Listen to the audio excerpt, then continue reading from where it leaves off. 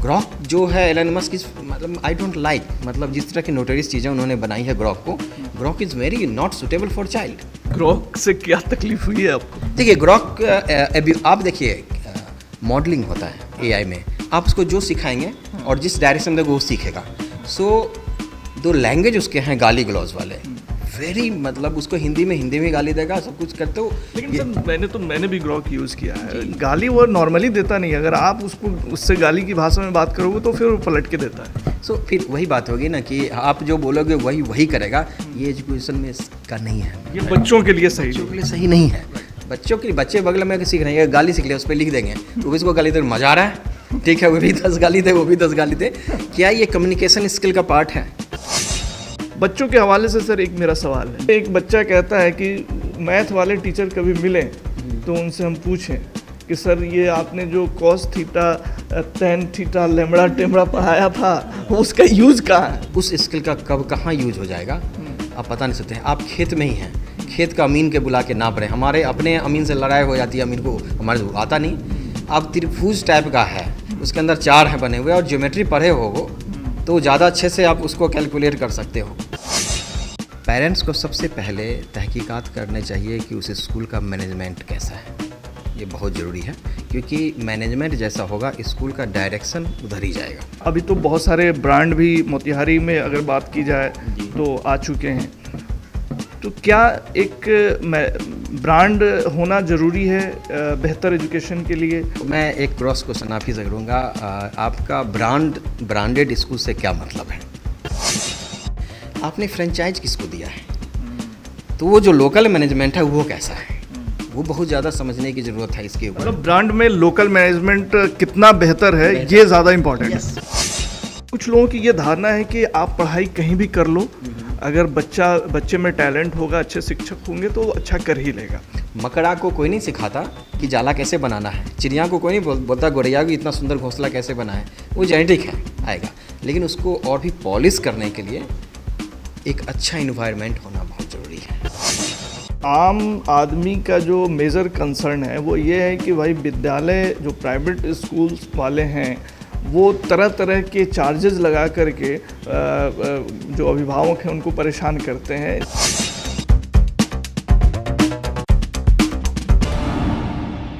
STV news पर आप देख रहे हैं टॉक विद अंसारुल, और टॉक विद अंसारुल में आज बात एजुकेशन की बात इसलिए क्योंकि वर्तमान समय में स्कूलों में नए सत्र के लिए एडमिशन का दौर चल रहा है। ऐसे में बहुत महत्वपूर्ण हो जाता है किसी भी अभिभावक के लिए, किसी भी गार्जियन के लिए राइट स्कूल का सिलेक्शन करना, क्योंकि ज़माना बदल चुका है। आर्टिफिशियल इंटेलिजेंस के दौर में आप जी रहे हैं, तो आपके लिए बेस्ट, आपके बच्चों के लिए बेस्ट क्या रहेगा, जो भी अगर किसी स्कूल में एडमिशन कराना चाहते हैं। तो इस पे बात करने के लिए आज हमारे साथ एक बार फिर से आर्य विद्यापीठ स्कूल मोतिहारी के निदेशक रंजीत सर हमारे साथ हैं। सर बहुत स्वागत है आपका। और शुरुआत हम चर्चा की वहीं से करते हैं। अभी तो तमाम स्कूलों में एडमिशन का दौर चल रहा है और सब, हालांकि कहना नहीं चाहिए स्कूल के निदेशक के सामने, सब अपनी दुकानें खोल कर बैठे हुए हैं। गार्जियन को, किसी भी अभिभावक को किन बातों का ख्याल रखना चाहिए? देखिए जितने भी अभिभावक हैं, पहली बात तो ये है कि किस लेवल का बच्चा है। क्या वो बिल्कुल छोटा बच्चा है, पहली बार स्कूल जाने वाला है, या सीनियर लेवल पर है, मिडिल सेक्शन में वो स्कूल चेंज कर रहे हैं, कहीं कहीं पढ़ रहा होगा। मैं बोलूँगा जो मेरा अपना एक्सपीरियंस तजुर्बा रहा है, चंपारण में बहुत सारे स्कूल भी हैं, हमारा भी है, मेरा एक्सपीरियंस बाहर का भी रहा है, दिल्ली में, महानगरों में, विदेश का भी रहा है, बहुत सारे स्कूल से। पेरेंट्स को सबसे पहले तहकीकात करने चाहिए कि उस स्कूल का मैनेजमेंट कैसा है। ये बहुत ज़रूरी है, क्योंकि मैनेजमेंट जैसा होगा स्कूल का डायरेक्शन उधर ही जाएगा। पहली बात तो ये, अगर मैनेजमेंट का मतलब ये नहीं है कि फ़लाना बाबू का स्कूल है, फ़लाने चलाने बाबू का स्कूल, उससे मतलब नहीं है। रियलिटी में क्या मैनेजमेंट एजुकेशन क्षेत्र से जुड़ा हुआ है, या फिर जो फ्यूचरिस्टिक एजुकेशन का अभी चल रहा है उसके बारे में जानकारी रखता है, एक्सपीरियंस है, क्या वो बच्चों को गाइड कर सकता है या स्कूल को उस डायरेक्शन में ले जा सकता है कि आज से 10 साल बाद जो जॉब की अपॉर्चुनिटी हो उसके लिए वो अभी से बच्चों को तैयार करना है। तो एक तो मैनेजमेंट का हो गया, तहकीकात करनी चाहिए, मैं सिर्फ जाकर पूछने की बात नहीं है, उनको खुद पता करना चाहिए। दूसरा जो पॉइंट आ जाता है कि स्कूल अपने एम्प्लॉय खासकर टीचर की ट्रेनिंग के ऊपर कितना ध्यान देता है, क्योंकि टीचर भी लगातार समय बदल रहा है, हर बार में आप भी मीडिया में हैं, हम भी हैं, सब नए नए चीज़ों से रूबरू हो रहे हैं। ऑल्दो बोर्ड अपना, जैसे हमारा स्कूल सीबीएसई का है, मैक्सिमम स्कूल यहाँ पे सीबीएसई हैं, एक दो हैं जो आईसीएसई में है, कैम्ब्रिज बोर्ड का कोई भी स्कूल नहीं है, आईबी बोर्ड का कोई भी स्कूल नहीं है। तो सीबीएसई भी उनका रिक्वायरमेंट है कि हर टीचर को 50 घंटे की साल में ट्रेनिंग करनी पड़ेगी, 25 घंटा जो उनका है और 25 घंटा इंटरनल। लेकिन मैं उससे अलग बोल रहा हूँ, क्योंकि सीबीएसई की जो ट्रेनिंग होती है उनके अपने करिकुलम के हिसाब से होते हैं, वो ट्रेनिंग जो दुनिया में क्या चल रहा है और बच्चे को अभी से हम उसके लिए किस तरह से तैयार कर रहे हैं, वो ट्रेनिंग होनी ज़रूरी है। रैदर देन किताबी कीड़ा आया वाइट बोर्ड ब्लैक बोर्ड पे हमने पढ़ा दिया सब कर दिया, नहीं, वो ट्रेनिंग होनी ज़रूरी है कि बच्चों को वो सपोर्ट दे, एक एक चीज़ को एक एक बच्चे के मेरिट को आइडेंटिफाई कर सके, डीमेरिट को ओवरलुक करे, उसको ख़त्म करके कि मेरिट को बढ़ावा देना ज़रूरी है।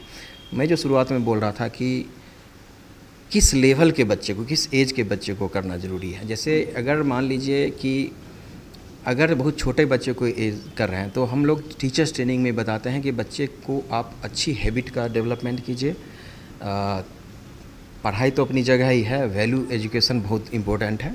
वही बच्चा अगर 9th-10th में आता है, हमारे यहाँ 8th में एडमिशन लेता है, उस समय हम बोलते हैं कि आप 75% फोकस बच्चे की मेरिट पे कीजिए, उसकी क्या चीज़ है जो पॉजिटिव साइड है और जो उनके डेवलपमेंट एरिया है, ऑफ कोर्स उस पर फोकस कीजिए, लेकिन इतना मत उसके ऊपर फोकस कीजिए कि बच्चा दब जाए, उसको लगा कि मैं हूँ बहुत बहुत बेकार स्टूडेंट हूँ, ऐसा नहीं महसूस होना चाहिए। ये एक है जो इसके ऊपर करना है। तीसरी चीज़ है कि स्कूल क्या सिर्फ एकेडमिक फोकस है या होलिस्टिक डेवलपमेंट पे है, जिसको होलिस्टिक डेवलपमेंट बहुत ज़रूरी है बच्चे में, क्योंकि अगर होलिस्टिक डेवलपमेंट नहीं होगा, अगर सिर्फ टेक्निकल चीज़ें अगर किताब रह जाएगा तो सिर्फ डिग्री के लिए है। होलिस्टिक डेवलपमेंट के बारे में थोड़ा सा और जो है आसान भाषा में आप समझें। देखिए, जिसको बोलते हैं सर्वांगीण विकास, इसका शुद्ध हिंदी में अगर हम करें, सर्वांगीण बच्चे के ओवरऑल 360 डिग्री में डेवलपमेंट हो, वो देश का एक अच्छा नागरिक बने, उसको दुनिया जहान के बारे में सारा पता हो कि क्या चल रहा है, वो सिचुएशन को अच्छे से हैंडल करे, उसके अंदर वो सॉफ्ट स्किल डेवलपमेंट हो, रेजिलेंस डेवलप हो कि टफ सिचुएशन को कैसे हम हैंडल कर पाएँ।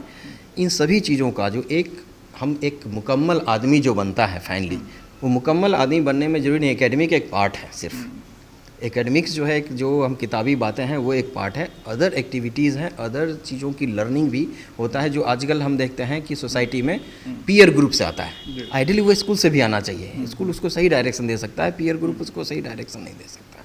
तो ये सब सारी चीज़ें हैं।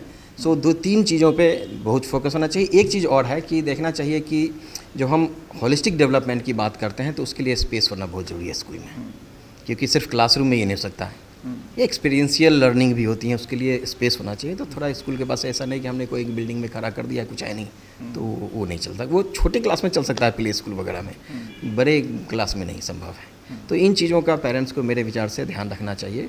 फर्स्ट, मैनेजमेंट की क्वालिटी को देखें, और मैं कोई कमेंट नहीं करूंगा यहाँ पे उस तरह से, लेकिन मैनेजमेंट की क्वालिटी देखना बहुत ज़रूरी है। दूसरा, देखें कि स्कूल रियल में टीचर के जाएं, स्कूल को पूछें कि आप लास्ट ईयर अपने टीचर के ऊपर कितना पैसा खर्च किए हैं। पैसा लगता है ट्रेनिंग में, कौन कौन आया ट्रेनर आपका, सीबीएसई को छोड़ दीजिए, आपने अब अलग से कहाँ कहाँ ले गए, कहाँ टीचर को क्या आप भेजते हैं। इंडिया लेवल पे बहुत सारे कॉन्फ्रेंस होते हैं, बहुत सारी ट्रेनिंग होती है, क्या वो जाते हैं ऑनलाइन अटेंड करते हैं, क्या अच्छे ट्रेनर हम आपके यहाँ पे आते हैं, क्या कोलैबोरेशन है, क्या इंटरनेशनल कोलैबोरेशन है, क्या नेशनल कोलैबोरेशन है स्कूल का, तभी तो एक लर्निंग आएगी। तो इन चीज़ों के क्रॉस क्वेश्चन करना चाहिए, रेदर जाके उनको स्कूल बता रहे हम ये करेंगे हम वो करेंगे ये पूछा कि आपने क्या किया है लास्ट ईयर, हमें बताइए। तो आपने मैनेजमेंट की सर बात करी, तो मैनेजमेंट में क्या अभी तो बहुत सारे ब्रांड भी मोतिहारी में अगर बात की जाए तो आ चुके हैं, तो क्या एक ब्रांड होना ज़रूरी है बेहतर एजुकेशन के लिए? मैं एक क्रॉस क्वेश्चन आप ही से करूँगा, आपका ब्रांडेड स्कूल से क्या मतलब है? तो मैं फिर ब्रांडेड स्कूल का मतलब हुआ कि जैसे एक स्कूल के बहुत सारे ब्रांचेज हों इंडिया भर में, और हर जगह उनका एक जो है डेडिकेटेड मैनेजमेंट हो। देखिए, ब्रांड में 2 चीज़ें हैं, दोनों तरफ से आती हैं। मतलब एक होता है क्वालिटी। क्वालिटी हमने इम्प्रूव किया, ग्रेजुअली वो कन्वर्ट, वो ब्रांड डेवलप करता है। अगर हम कोई स्कूल भी, एक सिंपल छोटा सा स्कूल भी है, वो धीरे धीरे अगर फोकस कर रहा है, बहुत हड़बड़ी वाली चीज़ है नहीं है, तो वो एक ब्रांड डेवलप होता है, धीरे धीरे लोग उसके बारे में जानता है। एक तो ये हो गया जो आप नीचे से आए ऊपर की तरफ। एक होता है आपके पास अकुत अथाह संपत्ति है, आपने एक ब्रांड खोल दिया स्कूल, उसमें पैसे लगा दिए, पूरा इंफ्रास्ट्रक्चर डेवलप कर दिया। एक चीज़ बता रहा हूँ मैं, स्कूल का इंफ्रास्ट्रक्चर का दोनों का कुछ खास लेना देना नहीं है, मैं बताऊँगा उसको, बिल्डिंग का उसमें लगा दिया और फिर अपन उसकी फ्रेंचाइजी बांटने लग गए, राइट। अब फ्रेंचाइजी बांटने में क्या होता है कि आप जिसने भी, हो सकता है वो बड़े अच्छे मन से उन्होंने उसकी ब्रांडेड स्कूल किया है, आपने फ्रेंचाइज किसको दिया है, तो वो जो लोकल मैनेजमेंट है वो कैसा है, वो बहुत ज़्यादा समझने की ज़रूरत है इसके ऊपर। मतलब ब्रांड में लोकल मैनेजमेंट कितना बेहतर है, ये ज़्यादा इंपॉर्टेंट है। क्योंकि ब्रांड तो वो एक सपोर्ट कर, ब्रांड चार्ज कर रहा है। कोई भी ब्रांडेड स्कूल है वो एक ब्रांड का, इसकी फीस होती है, लेकिन हम 15% से लेकर 30% तक वो चार्ज करता है टोटल फीस का। वो क्या है, एक सेटअप देता है कि आपको ऐसे करना है, वैसे करना है। करना तो लोकल ही है, वो तो रोज़ देखने के लिए नहीं आ रहे हैं, उनको एक रिपोर्ट जाती है, सब कुछ है। लोकल में मैं देखता हूँ यहाँ पे मोतिहारी में भी, अगर उस तरह के ब्रांड की बात करें, जो मैं एग्री नहीं करता, ब्रांड अपने आप में बहुत बड़ी चीज़ है, ठीक है, तो उस तरह के कहते हैं कि नामी गिरामी स्कूल हैं जिनके फ्रेंचाइज हैं, जाकर देखना चाहिए कि वो फ्रेंचाइज ले लेने से, फिर वो नाम ले लेने से ही सब कुछ हो जाएगा, वो इंफ्रास्ट्रक्चर बनाने से हो जाएगा। उनके अंदर में जो मैं पहले बोला था कि मैनेजमेंट कैसा है, तो मैनेजमेंट ही एम्प्लॉय करता है, जैसा मैनेजमेंट होगा वैसा एम्प्लॉय होगा, वैसा उसका सिस्टम आगे बढ़ेगा। तो ये बहुत ज़रूरी है कि ब्रांड पे अवश्य जाएं, मैं ये नहीं बोल रहा हूँ, लेकिन जो ब्रांड की परिभाषा है उसको डिफाइन करने की ज़रूरत है कि ब्रांड के लिए आप जा रहे हैं। कोई स्कूल धीरे धीरे के, बहुत सारे इंडिया में ऐसे स्कूल्स हैं, दून स्कूल है, एक अपने अपने ब्रांड है, वो लेके चला है, उसके मतलब कोई फ्रेंचाइज नहीं है ना। बहुत सारे स्कूल हैं जिसके बहुत फ्रेंचाइज हैं। एक स्कूल बहुत अच्छा होता है, दूसरा वाला लोग गालियां दे रहे होते हैं उसको, ये क्या कर रहे हैं आपने। अभी एक बहुत नामी गामी ब्रांडेड स्कूल में गया में हुआ था एक एपिसोड, जहाँ बच्चा सुसाइड कर लिया था, मर गया था, क्या हुआ था, बहुत प्रॉब्लम आई थी। लेकिन उसमें जो अभी तो खैर बंद कर दिया गया स्कूल को, जब CBSE ने स्क्रूटनी किया तो बहुत सारे लूप होल्स निकल के आए, क्योंकि वो ब्रांड ने जो दिया था उसको फॉलो तो लोकल को ही करना है ना। टीचर आइडेंटिफाई उनको हायर लोकली ही होना है। तो ये ब्रांड वाली जो बात है, ऑफ कोर्स ब्रांड पे जाइए, लेकिन जा करके ये देखिए कि ब्रांड क्या नीचे से ऊपर की तरफ आया हुआ है या ऊपर से थोपा हुआ ब्रांड है, राइट। नहीं, ये बहुत अच्छी बात, और मेरे ख्याल से तमाम अभिभावक हैं उनके लिए काम की बात है कि सिर्फ ब्रांड होना ही काफ़ी नहीं है। मैनेजमेंट स्कूल का कैसा है, कौन लोग उसका संचालन कर रहे हैं, उनकी समझ क्या है, प्रोफेशनल तो तरीक़ा अपने आते ही हैं लोग, लेकिन उसमें भी कितनी ईमानदारी एजुकेशन के प्रति रख रहे हैं, ये ज़्यादा इम्पोर्टेंट है। बहुत ज़्यादा जी। एक चीज़ और भी है कि जैसे मैं 2017 में यहाँ पे आया था, तो उस समय मैं 92 में छोड़ दिया था बिहार, बाहर चला गया था, फिर मैं आया हूँ। काफ़ी चीज़ें बदल गई हैं। मेरे टाइम में प्राइवेट स्कूल होते ही नहीं थे, मैं गवर्नमेंट स्कूल में पढ़ा हुआ, बिहार बोर्ड का, बहुत कम होते होंगे पटना वगैरह में तो थे, लेकिन छोटे शहरों पे जैसे मोतिहारी वगैरह, Tier 3 टाउन वगैरह में, इनमें प्राइवेट स्कूल नहीं थे। अभी जो मैं देख रहा हूँ बदलाव, और बहुत एनालाइज में क्लोजली मिलता हूँ, मैंने दो तरह के हैं। एक जिनके पास संपत्ति जो ख़ानदानी है, वो एक खोल के उनको लगता है बैठ के, उनको एजुकेशन से कुछ लेना देना नहीं, मैनेजमेंट हफ्ते में एक दिन भी नहीं आती है, वो जा करके पूछती है, everything is principal is doing, वहाँ पर में कितना, उनको सारा फोकस एडमिशन के ऊपर होता है, क्या तरह की हम एजुकेशन इम्पार्ट कर रहे हैं जा रहा है उसका आइडिया नहीं होता है। दूसरा उस तरह के लोग होते हैं जिनको कि पैसा दौलत नहीं आ गई, राइट ना, तो उनको लगता है मैं क्या करूँ, तो बढ़िया है स्कूल खोल लेता है। स्कूल खोल लेना is not very simple thing, school को अच्छे से रन करना इज़ वेरी डिफ़िकल्ट। खोल के तो हम बिल्डिंग बना लेंगे, सब कर लेंगे, लेकिन रन करना, एक अच्छे टीचर को हायर करना बहुत डिफ़िकल्टी है, बहुत डिफ़िकल्ट है। और एक अच्छे स्कूल चॉइस करने में मेरे ख्याल से मौजूदा दौर को भी ध्यान में रखना ज़रूरी है। आज के दौर में जो है डिजिटल क्लासेस, आर्टिफिशियल इंटेलिजेंस का, और जो है ऑनलाइन क्लासेस भी होते हैं, इन सब का क्या इम्पोर्टेंस है, क्या एक बेहतर स्कूल के लिए यह कितना इम्पोर्टेंट है, आप क्या समझ रहे हैं? सो आपने बात की है digital classes, online classes, AI, तीनों अलग अलग चीज़ें हैं। पहले तो देखिए, डिजिटल क्लासेस है, digital classes and online classes, जो हमारा नॉर्मल क्लासरूम सिस्टम है क्लास को उसका संपूरक होता है, उसको सपोर्टिव एक सपोर्टिव ऐड हो सकता है। ये अपने आप में एजुकेशन को लेके नहीं जा सकता। जैसे स्कूल में डिजिटल बोर्ड होता है, डिजिटल बोर्ड की बहुत ज़रूरी है, क्योंकि बच्चा पहले हमारे यहाँ तक रट्टा मार लो किताब में। अभी अगर हम मान लिए कि बायोलॉजी में अगर फोटोसिंथेसिस पढ़ा रहे हैं, हमारे टाइम में हो गया हाँ ऐसे ऐसे फ़ोटो पूरा दे दिया। अभी क्या है कि उस डिजिटल बोर्ड पे मीडिया अवेलेबल है, उसकी प्रॉपर वीडियो अवेलेबल है, एक एक डिटेल में वो जाते हैं। या मान लिया किसी के हम आइज़ की संरचना की बात कर रहे हैं, हार्ट की बात कर रहे हैं, कुछ भी तो वो पूरा पूरा देता है। या हम ज्योग्राफी में जाना तो ग्लोबली दिखता है। तो वो एक डिजिटल ऐड है जो कि बहुत ही ज़रूरी है हर एक जगह। अब आता है ये हम बता रहे हैं जो स्कूल में है। डिजिटल का दूसरा फॉर्म है जो कि एक आजकल बड़े मतलब ब्रांडेड से फिर ब्रांड आ जाता है इसमें, कहने को ब्रांड है, कोचिंग वाले खुल गए हैं। वो क्या करते हैं, एक टैब दे देते हैं बच्चे को, उनको सेल करना है।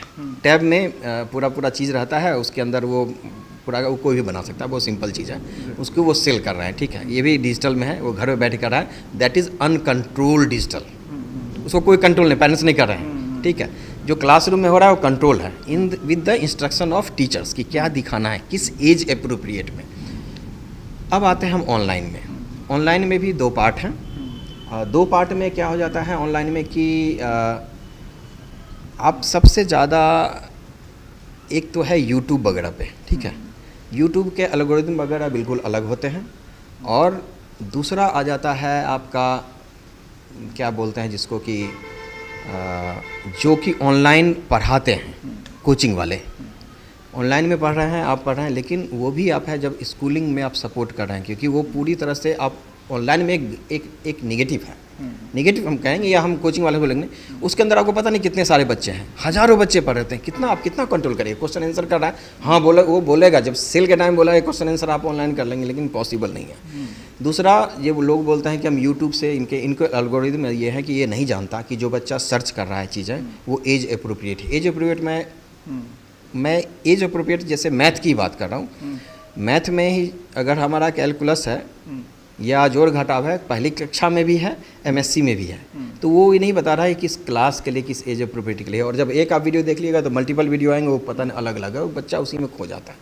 सो ये सब डिजिटल और ऑनलाइन ये एड मतलब सपोर्टिंग ऐड हैं स्कूल के एजुकेशन के लिए। इसमें स्कूल के साथ मिक्स करके करना बहुत ज़रूरी है, कि कोई भी चीज़ बच्चा तब अच्छा समझता है जब आपको डिजिटल आप उसको ऑडियो विजुअल माध्यम से समझाते हैं, सिर्फ जो है पढ़ने से नहीं होता। अब आते हैं जो आपका था आर्टिफिशियल इंटेलिजेंस पे। ये तो आज के टाइम में इसके बिना तो समझिए सिम पाप है। और ख़ास के आर्टिफिशियल इंटेलिजेंस जो अभी रिसेंट पिछले 6 महीने में डेवलपमेंट हुए हैं, इसके लिए तो फिर बच्चों को सीखना बहुत ज़रूरी है, ताकि वो इस चीज़ को सीख पाएँ कि आर्टिफिशियल इंटेलिजेंस का हम पॉजिटिवली कैसे यूज़ कर लें, कि उसका नेगेटिव का ज़्यादा प्रचार हो रहा है। जैसे न्यू में आया डीप सीक आया चाइना का, राइट, ग्रॉक आया एलन मस्क का। ग्रॉक जो है एलन मस्क इस मतलब आई डोंट लाइक, मतलब जिस तरह की नोटरीज चीज़ें उन्होंने बनाई है ग्रॉक को, Grok is very not suitable for child. तो बच्चे को ये समझना पड़ेगा कौन सा मेरे लिए सुटेबल है। और फ्यूचर में वो जो मैं वैल्यू एजुकेशन की बात करता हूँ, ग्रॉक से क्या तकलीफ हुई है आपको? देखिए ग्रॉक आप देखिए मॉडलिंग होता है एआई में, आप उसको जो सिखाएंगे और जिस डायरेक्शन में वो सीखेगा।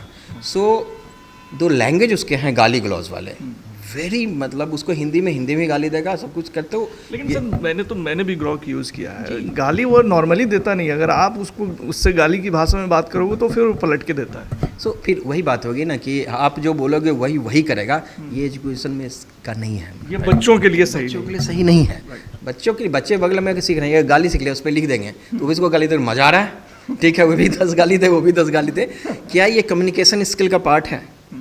कम्युनिकेशन स्किल में होता है कि हम क्या बोलना चाहते हैं, एक प्रॉपर वे में कम्युनिकेट हो जाए, सामने वाला हम इनकोड करें अपने को और सामने वाला डिकोड कर पाए इसको। So that is there. इसके अलावा भी बहुत सारे एआई टूल हैं जो वीडियो बनाते हैं और फोटोग्राफ वगैरह बनाते हैं, कुछ जो है कंट्रोल से बाहर है। अब इसमें ग्लोबली धीरे धीरे अभी नई चीज़ है, इसके ऊपर कुछ ना कुछ बनेगा। जैसे कि आप जाएं अगर माइक्रोसॉफ्ट और इसका चैट ओपन एआई का चैट जीपीटी है, आप उसके ऊपर जाएंगे वो नहीं देगा गाली या कोई भी चीज़, वो बोलेगा कि this is something that I am not able. Sir आज की तारीख में हम लोग आर्टिफिशियल इंटेलिजेंस, डिजिटल क्लासेज और ऑनलाइन क्लासेज इस तरह की बातें करते हैं। कुछ तबका ऐसा है समाज के अंदर जिसका ये मानना है, जैसे हम लोग अपने प्राइवेट स्कूल में पढ़ते थे, गांव के प्राइवेट स्कूल में, तो वो चट्टी के बोरा पे जो है बिछा करके और फिर हम लोग स्टडी वहाँ करते थे। और हम देखते हैं कि हमारे स्कूल से बहुत अच्छे अच्छे मुकाम पे लोग गए जी। तो कुछ लोगों की ये धारणा है कि आप पढ़ाई कहीं भी कर लो, अगर बच्चे में टैलेंट होगा, अच्छे शिक्षक होंगे तो वो अच्छा कर ही लेगा। लेकिन एक तरफ जब हम दूसरी तरफ आज के दौर की बात करते हैं तो इन दोनों में जो है कहीं बहुत कंट्राडिक्टरी दिखने को मिलती है। जी, इसको आप कैसे डिफेंड करते हैं? देखिए कंट्राडिक्शन नहीं है क्या कि लोग बोलते हैं कि देखिए उसने बोर्ड में पढ़ के भी ये मुकाम हासिल किया। अगर उसकी शिक्षा अभी के हिसाब से अगर 80 मिलता तो शायद वो उस मुकाम से और आगे गया होता। इस चीज़ को समझने की ज़रूरत है। मैं भी चौथी क्लास तक बोर्डे पर बैठ के पढ़ा हूँ सरकारी स्कूल में, वहाँ बेंच ही नहीं था, राइट। थर्ड तक, फोर्थ में आ गया था बेंच वगैरह। और जो चीज़ें मुझे भी लगती हैं कि अगर मुझे अभी एक स्कूलिंग जो अभी बताने, जैसे मेरा स्कूल आर्य विद्यापीठ जैसे स्कूल में मैंने पढ़ा होता तो मैं कहीं और आगे भी होता, क्योंकि मेरे अंदर वो कम्युनिकेशन स्किल जो डेवलप होनी चाहिए थी उस समय नहीं आया, बहुत बाद में मुझे उसको डेवलप करना पड़ा। इवन कि जब मैं अपने कॉर्पोरेट में था या कॉलेज में दिल्ली यूनिवर्सिटी में था तो जो उसके स्कूलिंग जिनका प्राइवेट में बहुत अच्छे से हुआ है उनका और हमारे में बहुत फ़र्क था। हम क्लास में कुछ पूछने में भी शर्माते थे, शर्माना नहीं कहिए, कॉन्फिडेंस ही नहीं था पूछने का, क्योंकि और वो जो बच्चे थे वो फुल्ली कॉन्फिडेंट थे, अदर एक्टिविटीज़ में पार्टिसिपेट बहुत करते थे। ये बहुत ज़रूरी है। जैसे IIM आप अहमदाबाद जाइए, मेरा कॉलेज कलकत्ता, कहीं भी जाइए, IIM में जाने के बाद अगर आपके पास एक्स्ट्रा CC एक्टिविटी में आप पार्टिसिपेट नहीं करते हैं, आपकी अच्छी प्लेसमेंट नहीं होगी। सिर्फ किताबी वहाँ पे चीज़ें इज़ ओनली 25%। तो यहाँ पे जाके या IIT में, मेरा बहुत सारे कज़न IITian हैं, वो लोग जाते हैं, बोलते हैं कि भैया एक्चुअली जो दूसरे जो स्कूलिंग जिनका अच्छा हुआ ना वो आए, और हम लोग जो सिर्फ दिन रात कोचिंग में लगे रहे और करें, बहुत फ़र्क आता है वहाँ पे, बहुत फ़र्क आ जाता है। वो उनके रिलेशनशिप प्रोफेसर से अच्छे बन जाते हैं, सब कुछ अच्छा होता है, कहीं भी वो आउट गोइंग पर्सनैलिटी को लेके जाते हैं, हम लोग इंट्रोवर्ट बैठे रह जाते हैं। सो जो है कि अब वो उसके अंदर टैलेंट है तो कर लेगा, ऑफ कोर्स जेनेटिक होता है, ठीक है, जेनेटिक ही होगा। मकड़ा को कोई नहीं सिखाता कि जाला कैसे बनाना है, चिड़िया को कोई नहीं बोलता गौरैया को इतना सुंदर घोंसला कैसे बना है, वो जेनेटिक है, आएगा। लेकिन उसको और भी पॉलिश करने के लिए एक अच्छा इन्वायरमेंट होना बहुत ज़रूरी है। एक अच्छा इन्वायरमेंट होना ज़रूरी है पॉलिश करने के लिए, ये बात तो समझ में आती है सर। अब हम बिहार इंडिया की जो एजुकेशन पॉलिसी है, जो NEP 2020 की बात अगर हम करें, उस कॉन्टेस्ट में देखें और वर्ल्ड की जो सिनारियो है उस कॉन्टेस्ट में देखें, लाइक चाइना ने अपने 5th क्लास से अपने बच्चों को, जहाँ तक मैं सही हूँ, चाइना ने अपने 5th क्लास से ही जो है अपने यहाँ आर्टिफिशियल इंटेलिजेंस की पढ़ाई को कंपलसरी कर दिया है। इंडिया में हिस्ट्री और तमाम चीज़ों पे जो है सिलेबस में चेंजेस ये सब करने में लगे हुए हैं। अब जाहिर सी बात है उसका कुछ राजनीतिक एंगल भी है और धार्मिक नज़रिया भी है और झूठी एक तरह से कहा जाए कि नैरेटिव्स हैं, क्योंकि इतिहास तो इतिहास है ना। इतिहास किसी को तो क्या इंडियन गवर्नमेंट को उस दिशा में भी सोचने की ज़रूरत है कि बच्चे स्मार्ट कैसे हों, आज के दौर के साथ कैसे घुल मिल जाए और उस हिसाब से एजुकेशन पॉलिसी डिसाइड कैसे की जाए, इस पर भी सोचने की ज़रूरत है? जी, देखिए NEP 2020 I agree is a wonderful policy, बहुत ज़्यादा ज़रूरत थी इस तरह के। और मैं जो ऑनलाइन देखता हूँ, बातें करते हुए देखता हूँ, ज़्यादातर मुझे लगता है कि NEP पॉलिसी को उनको पढ़ना, बार बार पढ़ना, जितनी बार पढ़ेंगे उतनी समझ डेवलप होती है। इसका जो टाइमलाइन 2040 तक होना है, दिस इज़ वंडरफुल पॉलिसी। एक चीज़ समझिए, चाइना की बात की, चाइना डेमोक्रेटिक कंट्री नहीं है, इंडिया एक डेमोक्रेसी है और चाइना में एक जैसी है, सिर्फ चाइनीज़ बोली जाती है, कुछ क्षेत्रीय लैंग्वेज हैं इंडिया में, और उनमें क्या है कि एक दूसरे की लैंग्वेज भी समझते हैं। यहाँ डाइवर्सिटी बहुत ज़्यादा है। यहाँ पे गवर्नमेंट ने कभी नहीं बोला कि आप आर्टिफिशियल नहीं पढ़ाइए, किसी ने रोका नहीं है। मैंडेटरी करना यहाँ डिफ़िकल्ट है क्योंकि हर तबके के लोग हैं यहाँ पे। डेवलपमेंट में एकदम बिल्कुल एक छोटे से गांव में भी स्कूल है, क्या हम आर्टिफिशियल लगा दें, सिस्टम लगा दें, उन्हें पता ही नहीं है क्या है, एक कंप्यूटर नहीं है उसके अंदर, बैठने के लिए बेंच तो है नहीं, वहाँ हम नहीं चल सकते। तो उन्होंने पूरा दिया है फ्रीडम कि करना है, और न्यू एजुकेशन पॉलिसी में कोडिंग वगैरह सब कुछ है कि 6 ऑनवर्ड्स हमको करना है, और अटल टिंकरिंग लैब का जो अभी प्रोजेक्ट चल रहा है वो भी है। उसने कभी रोका नहीं। जैसे हमारे यहाँ लास्ट ईयर तक हम 9th ऑनवर्ड्स आर्टिफिशियल इंटेलिजेंस था, बाकी नीचे में कंप्यूटर क्लासेस थे। इस साल से बंद हो गया। इस साल तो हमारा क्लास 1 से आर्टिफिशियल इंटेलिजेंस है, कंप्यूटर, क्योंकि उसी का पार्ट है। तो आपके आर्य विद्यापीठ स्कूल में क्लास 1 से आप आर्टिफिशियल इंटेलिजेंस की पढ़ाई पढ़ाते हैं? ये हमने लास्ट ईयर ही शुरू कर दिया था। आर्टिफिशियल क्लास 1 में बिल्कुल एआई नहीं पढ़ाया, लेकिन एआई का इंट्रोडक्शन शुरू होता है। कंप्यूटर क्लासेस होती हैं, लेकिन एआई में बच्चों को डेवलप होने होगी कुछ ऐसी चीज़ें भी है। इवन बुक का नाम भी है कोड इन एआई, और 5 तक जाते जाते वो कोडिंग शुरू हो जाता है एआई पे। 6, 7 जाते जाते पाइथन पे उनको पूरी पकड़ आ जाती है कोडिंग की।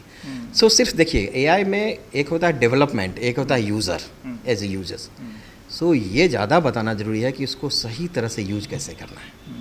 तो हम ये छोटे बच्चे को जो बता रहे होते हैं, छोटे बच्चे तो बिल्कुल आप जैसा एडजस्ट कर देंगे अभी उस दिशा में चले जाते हैं। तो इसलिए हमने ये ऐड है कि कभी सरकार ने तो नहीं बोला कि आप मत कीजिए। आप अपने यहाँ जब इस तरह की पढ़ाई शुरू किया है आपने, मेरे ख्याल से बहुत कम ऐसे स्कूल हैं जहाँ पे इस तरह जो है क्लास 1 से आर्टिफिशियल इंटेलिजेंस की पढ़ाई हो रही होगी। चंपारण में अगर बात करें तो बहुत सारे स्कूल हैं, जैसे गांव देहातों में बहुत सारे स्कूल हैं। जो वहाँ के संचालक हैं उनका क्या बजट आएगा अगर वहाँ वे अपने यहाँ इस तरह की पढ़ाई शुरू करना चाहें, तो क्या सजेस्ट करेंगे? देखिए, गांव में और कहीं भी आर्टिफिशियल इंटेलिजेंस की पढ़ाई के 2 पहलू हैं, ठीक है। एक है यूजेस, ये तो कोई भी विदाउट एनी कॉस्ट। हाँ, उनको एक अच्छा टीचर रखना पड़ेगा जो कि यूजेस को पहले और जो मैं बात कर रहा था कि अच्छे से आप पहले देख लीजिए कि मैनेजमेंट कैसा है। मैनेजमेंट को अच्छा टीचर आपने कहा, तो अच्छे टीचर पे ऑलमोस्ट बजट क्या आएगा? देखिए, अच्छा टीचर जो यूजर्स डेवलपमेंट नहीं सिखाएगा, वो तो आपको आराम से 20-25,000 में आ जाएगा टीचर, ठीक है। बट जो डेवलपमेंट सिखाएगा वो तो बहुत, क्योंकि एआई की बहुत डिमांड है, ठीक है। जो इंजीनियरिंग करके लगता है, जो एक इंजीनियर ग्रेजुएट को एक सैलरी मिलती है, एक अच्छी इंजीनियरिंग कॉलेज से पास किया हुआ, वो सैलरी तो आपको डेवलपमेंट में देनी पड़ेगी, वो तो इन्वेस्ट करना पड़ेगा इसमें। तो ये थोड़ा सा चैलेंजिंग हो जाता है छोटे स्कूलों के लिए कि उसको हम कैसे लेके जाएं। लेकिन इसमें सबसे अच्छी बात ये है कि इसको यूजेस को सीखना आसान है। मैनेजमेंट जो भी है वो खुद सीखें, खुद। जैसे मैं 9th-10th में खुद क्लास लेता हूँ, एआई की नहीं। एआई जो करिकुलम है सीबीएसई का, या कोई भी जो स्किल सब्जेक्ट है, उसके 2 पार्ट होते हैं, पार्ट ए एंड बी। तो बी पार्ट होता है जो प्योर टेक्निकल होता है, ए पार्ट होता है जो एम्प्लॉयबिलिटी स्किल होती है। बच्चों को सिखाइए एम्प्लॉय, उसके अंदर communication skill, self management skill, green skill और एंटरप्रेन्योरशिप स्किल ये होती हैं। तो उसकी क्लास 9th-10th में मैं खुद लेता हूँ। तो ये चीज़ें तो आप वो कर सकते हैं सारा, और उसी में जा कर के बता सकते हैं कि हम एआई का खास के आजकल जो हो रहा है, हम सही यूज़ कैसे करें। वाइज यूज़ बहुत ज़रूरी है। जैसे कि मान लीजिए हमने एक प्रोजेक्ट दिया किसी बच्चे को, बच्चा मेरा ट्रेंड है, वो सारा प्रोजेक्ट एआई से करके ले आता है। नाउ आप ये बहुत गलत है कि आप उसको बोल रहे हैं कि अब तुमने एआई तुमने खुद नहीं करा। मैं उससे पूछूंगा, ठीक है कर लिया, तुमने क्या प्रॉम्प्ट यूज़ किया था? दिस इज ऑल, क्योंकि एआई में यूजेस में all about the prompt engineering. सही प्रॉम्प्ट देना बहुत ज़रूरी है। तो आपने प्रॉम्प्ट क्या क्या किया, और मैं उसे बताऊंगा कि आपने ये प्रॉम्प्ट दिया होता तो और अच्छे रिजल्ट आते हैं, क्योंकि फ्यूचर इसी का है। फ्यूचर में जितने प्रॉम्प्ट का इंजीनियरिंग है, प्रॉम्प्ट अच्छे जाएंगे कि सब कुछ एआई पे होगा आगे फ्यूचर में, वही करेगा। तो इससे हम नकार नहीं सकते। छोटे जो गाँव वगैरह के स्कूल हैं, उनसे हम कहेंगे कि एक बहुत अच्छा हो हब बनाया जाए, जो स्कूल चला रहा है उनसे मिल करके, रदर देन एक कि हाँ हम कंपटीशन अपनी अलग जगह है, एक हब बना जाए, उनको इनवाइट किया जाए, हमारे टीचर जा करके वहाँ ट्रेनिंग दें, उनके टीचर को दें। इस तरह से कुछ चीज़ें हो सकती है, उनके बच्चे एक बार विजिट करें, समझें, एक दूसरे के साथ सामंजस्य बैठा करके, और इस फील्ड में जो है बेहतर किया जा सकता है। बहुत पॉजिटिव सोच है आपकी, और इस तरह की सोच होनी चाहिए। अगर मान के चलिए आर्य विद्यापीठ में या मोतिहारी में आज जैसे आपका स्कूल है, यहाँ पे अगर कोई स्टूडेंट चाहे, चूँकि गांव के लोगों के लिए तो वहाँ मुमकिन नहीं है कि कोई 30 किलोमीटर 25 किलोमीटर से जो है डेली सफ़र करके आए। बहुत लोग करते भी हैं, लेकिन ये थोड़ा सा डिफ़िकल्ट टास्क होता है। तो ऐसे लोगों के लिए कुछ सुविधाएं देते हैं आप? जी, अभी एक्चुअली हमारा अपना हॉस्टल नहीं था। हमने क्या किया है, एक अच्छे प्राइवेट हॉस्टल, पहले क्या था कि फालतू के छोटे मोटे प्राइवेट हॉस्टल थे, वो कोई भी चला लेता है। तो हमने एक प्राइवेट हॉस्टल भी नया शुरू करा है, उनके साथ वहाँ मैक्सिमम मेरा ही बच्चा है, मतलब एक ही बच्चा दूसरे स्कूल का है, मेरा ही बच्चा भी 20 के आसपास है वहाँ पे। तो वो है, और वो पूरी फ्री मतलब ट्रांसपोर्ट है। ये राजा बाज़ार में है, राजा बाज़ार नहीं, ये उसके पास का एरिया ही है, गोपालपुर, न्यू गोपालपुर एरिया में। मिस्टर अभय आनंद चलाते हैं, जो जाने माने आदमी हैं यहाँ पे। और उसमें एक फ़ायदा होता है कि हम लोग का अपना व्हाट्सअप ग्रुप है, सब कुछ है, वो बिल्कुल स्कूल के कंट्रोल में होता है, सब कुछ है, बट करते वही हैं, लेकिन पूरा डेली का पता है कि बच्चा वहाँ क्या कर रहा है, हम यहाँ क्या कर रहे हैं। तो उस तरह के सुविधाएं हैं और काफ़ी पेरेंट्स ने अप्रिशिएट किया और उन्होंने लिया है नामांकन, क्योंकि ये हमारे पास हर साल हम देख रहे थे कि पेरेंट्स आना चाह रहे हैं, लेकिन ये एक समस्या है कि हॉस्टल की फैसिलिटी नहीं है, आसपास रह लिया वो बच्चा, फिर लोकल बच्चों के साथ ना इधर उधर गलत रास्ते पे चला जाता था। तो इसलिए हमने इस बार कुछ ऐसा करते हैं जिनके कारण जो पेरेंट्स वंचित रह जा रहे हैं उनके लिए अपॉर्चुनिटी आ जाए। नहीं, ये तो बहुत अच्छी शुरुआत आपने की और हमारी बधाई शुभकामनाएं हैं कि आप तमाम तरह के जो अभिभावक हैं उनका ख्याल रख रहे हैं। एक सर मेजर कंसर्न आपसे हम डिस्कस करना चाहेंगे, क्योंकि आप एक विद्यालय के निदेशक भी हैं और आम आदमी का जो मेजर कंसर्न है वो ये है कि भाई विद्यालय जो प्राइवेट स्कूल्स वाले हैं वो तरह तरह के चार्जेस लगा करके जो अभिभावक हैं उनको परेशान करते हैं। उनकी जो किताबें होती हैं वो भी जो है प्राइवेट होती हैं, ड्रेस पार्टिकुलर वहीं से लेना है, और जो है जो फ़ी है रीएडमिशन के चक्कर हैं। तो इस तरह के बहुत सारे चार्जेस हैं जो कुछ ज़रूरत से ज़्यादा लोग लेते हैं। इसको आप कैसे डिफेंड करते हैं? बहुत अच्छा क्वेश्चन, मैं ओपनली बोलूँगा। एक बहुत ही गलत तरीका है किसी भी स्कूल के लिए कि हम बताते इतना है और साल का अंत होते होते इतना हो जाता है, राइट। और ये चीज़ जब मैं आया था तो यहाँ भी था, ये तरह तरह के चार्जेस सारे हटाए। हमारे यहाँ पे आप विश्वास नहीं करेंगे, क्वार्टरली फ़ीस है एक, उसके अलावा एक ही चार्ज लगता है कोई एक्सकर्सन स्टूडेंट्स जाता है बाहर, तो उसके अलावा कोई चार्ज नहीं, ना ड्रेस का है, ना बुक का है, ना कॉपी का है, कुछ नहीं है। एक पॉइंट आपका था, आपने एक ही क्वेश्चन में बहुत सारे पॉइंट पूछे, मैं शायद रिकॉल करूँगा। एक पॉइंट आपने बोला कि बुक्स का, राइट। बुक्स तो हम ऐसे ही देते, जो हमारे यहाँ एक पूरा पैकेज उसके अंदर जाता है। सीबीएसई ने मैंडेट कर रखा है कि आप क्लास 9 to 12 आप हर हाल में एनसीईआरटी की बुक देंगे, राइट। उसके बाद जो है क्लास 1 ऑन या बाल वाटिका वो अपना भी प्राइवेट, लेकिन वो उस करिकुलम पे बेस्ड होना चाहिए।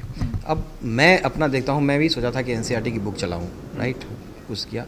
दिक्कत ये आ रही है एनसीईआरटी में, और ये एनसीईआरटी सुने तो उनको बोलूँगा, वो ऐसे वो प्रयास कर रहे हैं, उनकी बुक का एक्सप्लेन इतना बेकार होता है, चीज़ों को एक्सप्लेन नहीं किया हुआ होता है, बहुत मुश्किल होता है उसके अंदर। जितनी कि आप मान लीजिए कि मैथ की किताब ले लीजिए एनसीईआरटी के, math is all about the practice. 5 सवाल रहेंगे, 10 सवाल, उससे कैसे प्रैक्टिस होगा? हमें मूव करना पड़ता है हाँ जहाँ पर मैं कि जो प्रैक्टिस हो उस चीज़ों की। तो बेस के लिए बहुत अच्छा है इन चीज़ों के, कि अब आईएएस की तैयारी भी करता है, वो पढ़ना पड़ता है उनको, सोशल साइंस वगैरह के लिए। बट जितनी एक्सप्लेनेशन डिटेल में, और हमारे यहाँ किताब में, हम जो किताब चलाते हैं कोई स्कूल नहीं चलाता। आश्चर्य, सप्लायर बोलता है कि आपके लिए हमको स्पेशल बनाना पड़ता है कि हर साल हमारे एक रिव्यू कमेटी होता है, पूरे किताब को रिव्यू करता है, साइन होता है, और कोई भी किताब मेरे बिना पूरे पढ़े हुए इम्प्लीमेंट नहीं होता है। ये मैं देखता हूँ। तो बुक्स क्या है, एक और आपने मुझे था री admission fee, this is pathetic. मैं बोल रहा हूँ कोई भी विद्यालय रहा है, आप लोग शर्म करो, ठीक है, कि आप री एडमिशन, किस बात की री एडमिशन क्यों? जब एक बार एडमिशन करा ही लिया, अगले कक्षा में जा रहा था, क्यों हम री एडमिशन करेंगे? आप नॉर्मल फीस लीजिए, आगे मूव कीजिए। ये बहुत ही है कि आप उगाही का साधन मत बनाइए। एक बहुत अच्छा, मैं एक पढ़ रहा था, ये बिल्कुल मैं स्कूल के अगेंस्ट बोल रहा हूँ, कि बना हुआ था कि एक बच्चा, एक आदमी जेल के अंदर है, उससे मिलने के लिए एक दोस्त गया है, तो वो किडनैपिंग में था, किडनैपिंग में अंदर हो गया था, बच्चे किडनैपिंग में। तो उसने बोला कि तुमने किडनैप क्यों किया? जब यही धंधा करना था तो प्राइवेट स्कूल खोल लिया होता। Legal kidnapping, that's the truth. मैं ओपनली बोल रहा हूँ, दैट्स द ट्रूथ इस इंडिया में। अब एजुकेशन में अब जब तक जो है इन चीज़ों के ऊपर से ऊपर उठना बहुत ज़रूरी है। ऑफ कोर्स किसी भी अच्छे चीज़ के लिए पैसे की ज़रूरत होती है। अब मैं बोल रहा हूँ आर्टिफिशियल इंटेलिजेंस के टीचर की ज़रूरत है, या कोई भी अच्छे टीचर की, इनकी सैलरी ज़्यादा होगी। अगर मैं लैब का सेटअप कर रहा हूँ, उसकी ऑफ कोर्स एक्सपेंसेस हैं। अब जैसे हमारा रोबोटिक्स लैब है, 5 लाख रुपीज़ तो पर ईयर में उसका सिर्फ मेंटेनेंस कॉस्ट दे रहा हूँ। तो ये चली जाती हैं चीज़ें। तो ये इसके बारे में जो है ना रियली में सोचने की ज़रूरत है। पेरेंट्स भी क्या करते हैं, मैं यहाँ पे देखा हूँ, उनको लगता है चिंता तो कम लग रहा है, ठीक है चलो कर लेते हैं। बाद के कॉस्ट का उनको पता नहीं होता क्या जा रहा है। तो हमारे यहाँ पे मैं क्लियरली बता रहा हूँ, मेरे यहाँ एक मेंटेनेंस फ़ी है, एक ट्यूशन फ़ी है, एक लाइब्रेरी फ़ी है, एक एग्जामिनेशन फ़ी है, दैट्स ऑल, कुछ नहीं है। और ये पे करना है। इसके अलावा सिर्फ एक बार चार्ज लगता है अगर एक्सकर्सन कराते हैं, तो वो भी मैं प्रयास कर रहा हूँ इस साल से कि छोटे मोटे में हमें चार्ज ना कराएं। मैं एग्जांपल दे रहा हूँ, जैसे अभी लायंस क्लब का इंटरनेशनल लायंस क्वेस्ट होता है जो कि वैल्यू एजुकेशन पे करते हैं, उनके बुक्स वगैरह आते हैं, वो मैं इंप्लीमेंट कर रहा हूँ। वैल्यू एजुकेशन में हम बात करेंगे, ये इस साल हम शुरू कर रहे हैं। उनके लिए पर स्टूडेंट का कॉस्ट करीब करीब 200 रुपीज़ से 300 रुपीज़ पर मंथ हमको लग रहा है जाएगा। तो कल ही बात हो रही थी, बोले कि इस कॉस्ट का मतलब सॉरी मैं ले रहा हूँ बट मैं ऑब्जर्व करूँगा, एब्जॉर्ब कर लूँगा, मैं नहीं जाऊँगा पेरेंट्स को बोलने के लिए कि आपको इसके लिए एक्स्ट्रा देना पड़ेगा। आई विल एब्जॉर्ब, क्योंकि मुझे ये वैल्यू एजुकेशन लेके आनी है। हमारे अपने टीचर खुद ही करिकुलम डेवलप कर रहे हैं, आगे हम उसके बारे में और बात करेंगे, वैल्यू एजुकेशन जो नई चीज़ें शुरू कर रहे हैं। बट ये गलत है। थोड़ी सी बता दें कि वैल्यू एजुकेशन में आप क्या किस तरह की चीज़ें ला रहे हैं? देखिए एक्चुअली हमारा ना 2030 तक का प्लान है, कुछ चीज़ें जो मेरा यहाँ पे एक्सपीरियंस है बच्चों के साथ और पेरेंट्स के साथ, और उसके जब डेप्थ में जाते हैं, इसको बोलते हैं RCA, रूट कॉज एनालाइज करते हैं, या आप प्रोजेक्ट में जाते हैं, फिश बोन मॉडल होता है, आप उसके अंदर तह पे चलते चले जाते हैं। तो उस तह में जाने पे क्या हो रहा है कि हमें ये लगा कि बच्चों के अंदर इमोशन नहीं है, इमोशन कोसेंट जीरो हो रहा है, इमोशनल डेवलपमेंट नहीं हो रहा है, जिसके कारण वो लड़ना झगड़ना, उनको पता कोई किसी के प्रति इमोशन ही नहीं है।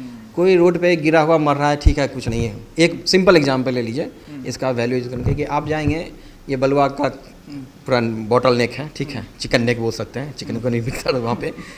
कोई बाइक ऐसे लगा देगा बैठते सब उधर, उसको ये नहीं मतलब है कि मेरे बाइक या साइकिल को इस तरह से लगाने से पूरी ट्रैफिक रुक जाएगी।